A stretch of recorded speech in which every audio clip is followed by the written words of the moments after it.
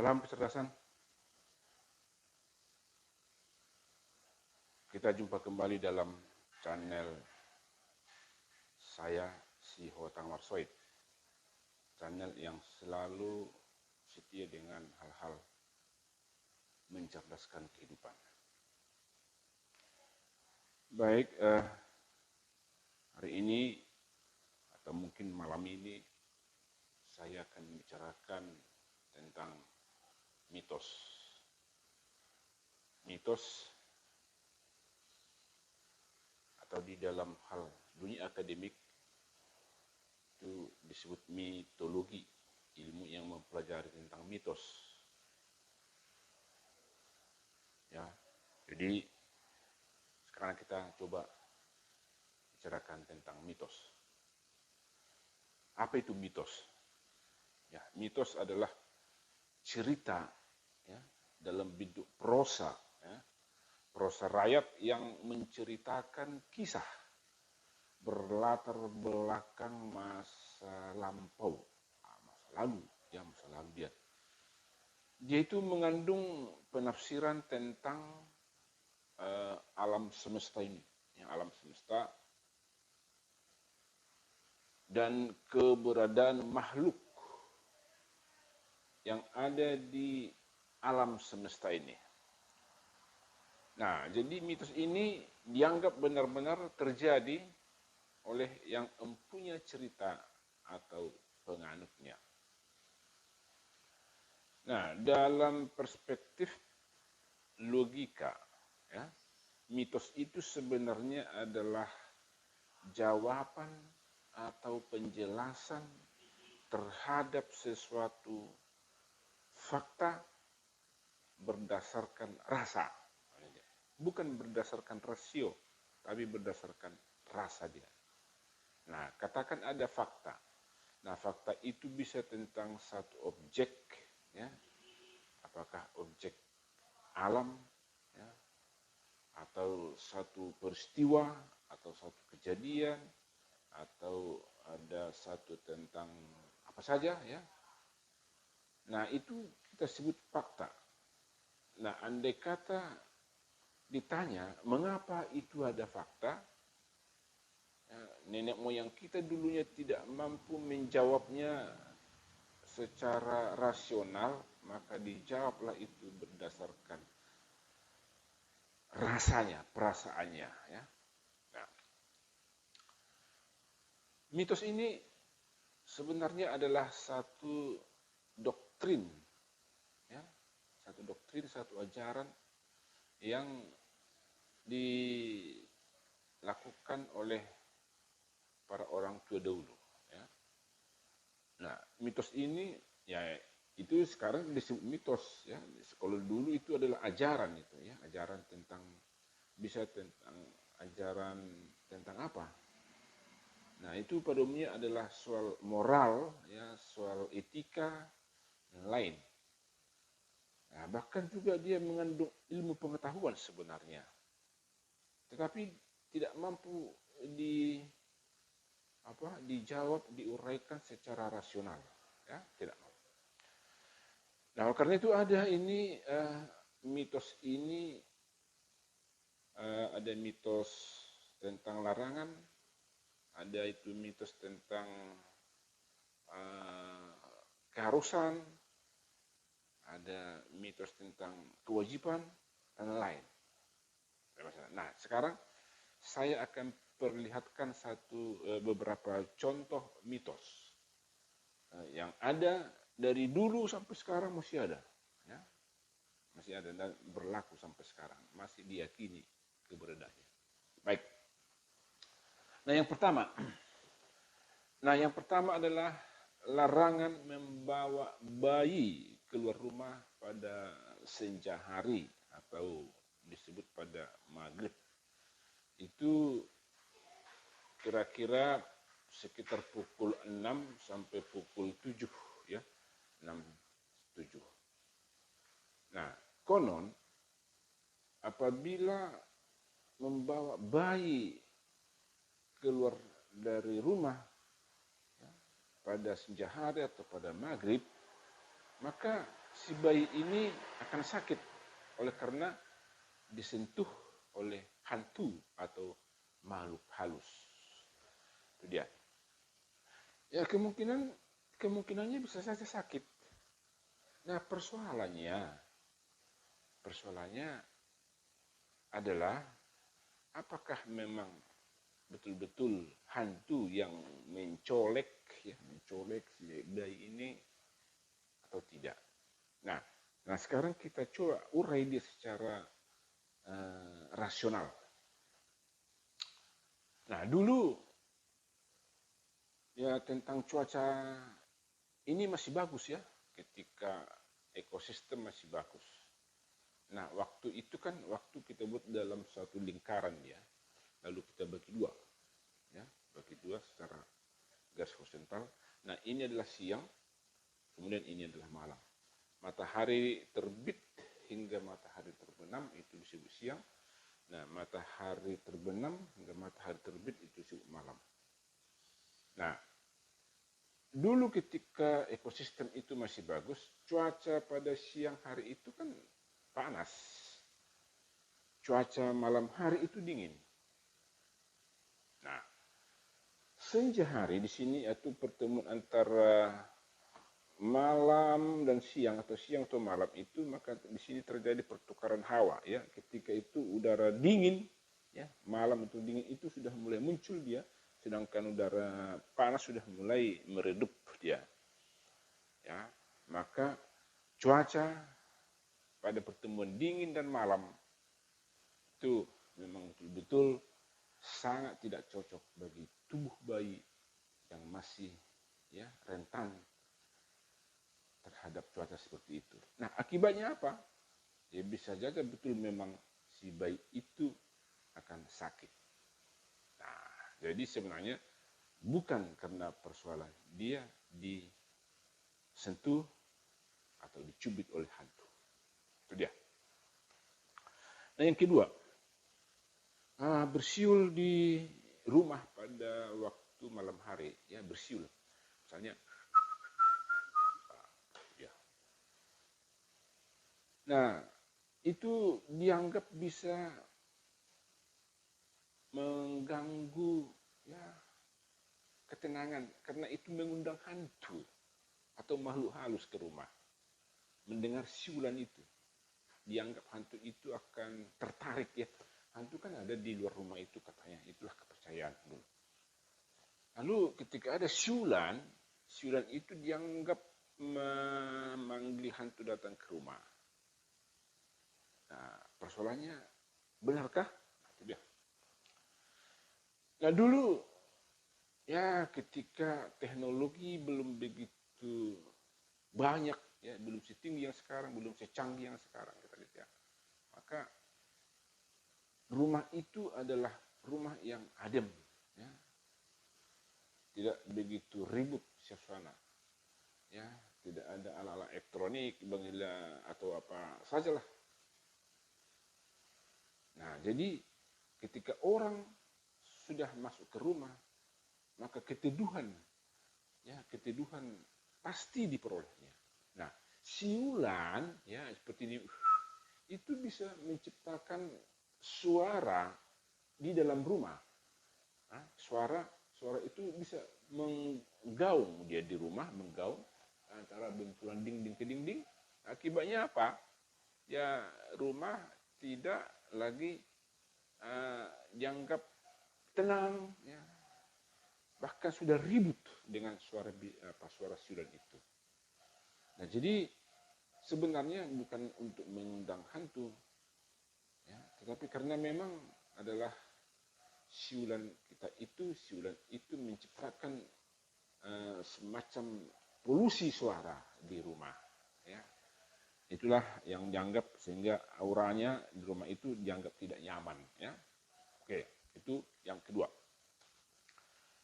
Yang ketiga, membuang sampah atau menyapu rumah ya. Sampah rumah di malam hari itu konon ya, kalau kita menyapu apakah di rumah seperti ini atau di rumah di kampung ya, itu maka sampah itu tidak boleh harus dibuang keluar, nggak boleh. Tapi sampah itu dibuat dulu di balik pintu, ya, di balik pintu atau di bawah tikar.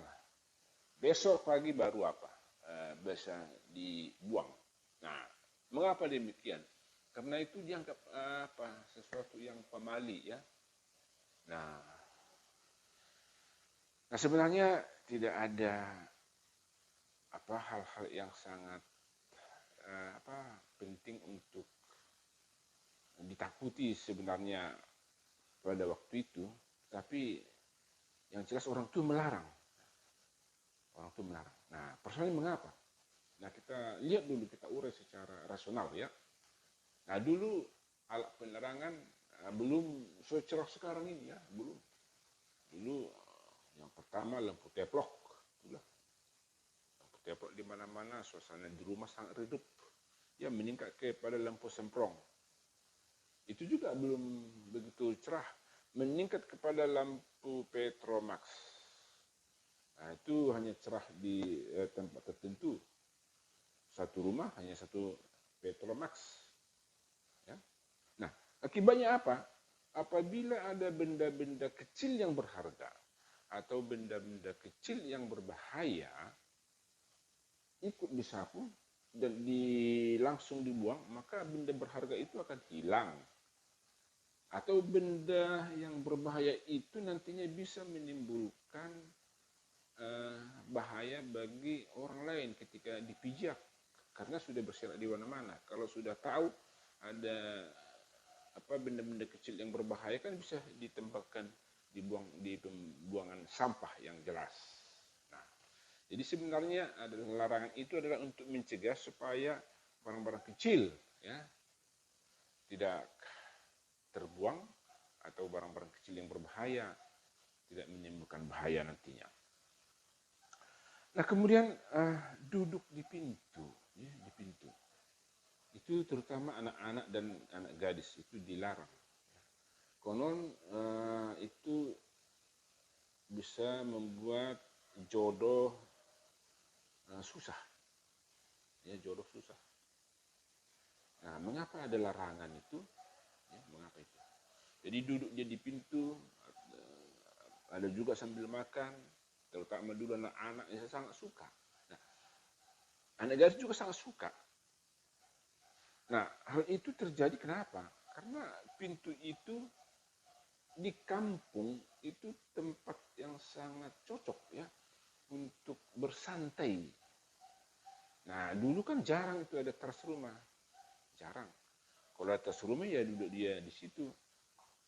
Jadi, tetapi ketika orang duduk di pintu, ya mungkin orang lain, anggota rumah tangga yang lain akan susah masuk, ya, susah masuk, keluar dan masuk lah, mengganggu. Itu bisa menciptakan kemarahan, ya. Apakah kemarahan si adik, kemarahan si abang kakak, kemarahan orang tua kepada yang duduk di pintu itu. Jadi dengan demikian sebenarnya larangan itu adalah untuk membuat lancarnya, ya, keluar masuk rumah melalui pintu, ya. Kemudian rumah tusuk sate. Wah, ini dia metodenya, modelnya begini kan.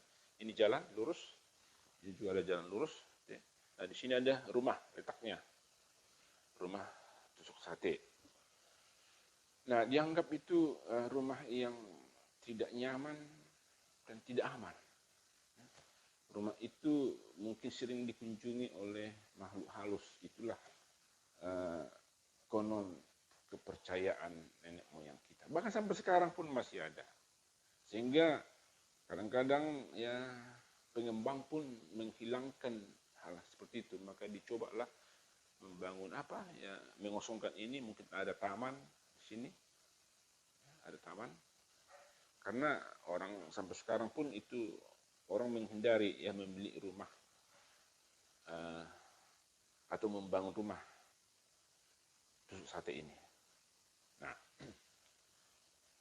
benarkah rumah-rumah tusuk sate itu dikunjungi oleh makhluk halus sehingga menjadi panas suasana di rumah? Nah, sebenarnya kalau kita lihat letaknya, ya, letak rumah tusuk sate ini itu aura panas, udara panas ya akan terserap ya. Aura panas juga terbawa oleh udara yang apa? Udara lurus ya. Udara panas juga bisa kalau cuaca panas maka akan terbawa ke situ. Nah, juga debu-debu akan terbawa ke situ. Nah, jadi memang udara panas akan ada kalau pada musim panas ya. Bahkan udara dingin juga akan ada ketika musim dingin. Debu-debu akan banyak, sampah juga akan banyak. Karena itu ya harus dari depan rumah itu kuat dia ke situ masuk. Nah, di samping itu juga ada soal keamanan ya. Katakanlah dulu lalu lintas dari sini itu bisa membuat rumah sate itu menjadi korban ya, menjadi korban dia. Kan dulu kan rumah-rumah itu tidak dibangun seperti sekarang sudah ada pagar. Nah, kemudian juga itu mungkin inceran yang dilihat oleh para penjahat dulu ya sekarang. Nah, itulah dia sebenarnya rumah tusuk sate ini. Ya, jadi memang kurang nyaman dan kurang aman dia. Nah, yang keenam, meminum atau menelan ludah atau air liur untuk menjinakkan orang. Wah, ini agak porno sedikit ya. Katakanlah ada orang pacaran, ya ada dugaan begini ya, kalau mau menjinakkan orang ya kasih ludah ditelan. Ya, dulu kan orang-orang tua ketika saringan nasi bubur belum ada digiling, maka ibu itu mengunyah bubur sudah dikunyah sudah lumat baru itulah dikasih kepada bayinya. Pak, konon ya dulu anak-anak dulu memang lebih patuh kepada ibunya. Katanya adalah karena pengaruh air liur dari si ibu. Ya. Nah, bagaimana juga dengan sekarang? Ya, katakanlah orang yang bercinta itu, ya itu pasti akan ciuman dia. Nah, air liur akan ada, air liur si laki-laki akan ditelan si perempuan, air liur si perempuan ditelan si laki-laki. Sehingga tadi mereka menjadi saling mencinta, tambah cinta sebenarnya. Nah, benarkah menelan air liur itu akan membuat jinak? Nah, sebenarnya persoalannya di dalam hal percintaan tidak demikian. Nah, seorang yang mau menelan air liur pacarnya itu kan betul-betul memang dia memang betul-betul mencintai, ya, betul-betul mencintai. Nah, ketika cinta tentu mereka akan saling mengasihi. Jadi bukan soal tunduk, ya bukan soal jinak, ya bukan soal jinak ini, tapi betul-betul itu adalah karena adalah cinta, ya. Nah, air liur atau air ludah dari pemilik hewan-hewan peliharaan ya kalau kita kasih itu tidak ada pengaruhnya ya. Nah, katakanlah kalau sampai sekarang ada lovebird atau burung itu konon harus diludahi supaya jinak dia, ya supaya jinak. Saya yaitu tidak betul-betul sebenarnya ya. Atau anjing, hewan peliharaan, katakanlah anjing dan kucing tanpa diludahi pun mereka sudah jinak. Ya, makanannya itu tanpa air liur kita pun sudah jinak dia sebenarnya. Jadi bukan karena air liur itu maka hewan-hewan peliharaan seperti anjing dan kucing itu menjadi jinak ya. Baik. Itu memang karena adalah persoalan kasih ya. Orang yang mau menelan air ludah pacarnya atau suaminya atau istrinya itu adalah bentuk satu cinta yang betul-betul menunjukkan cinta.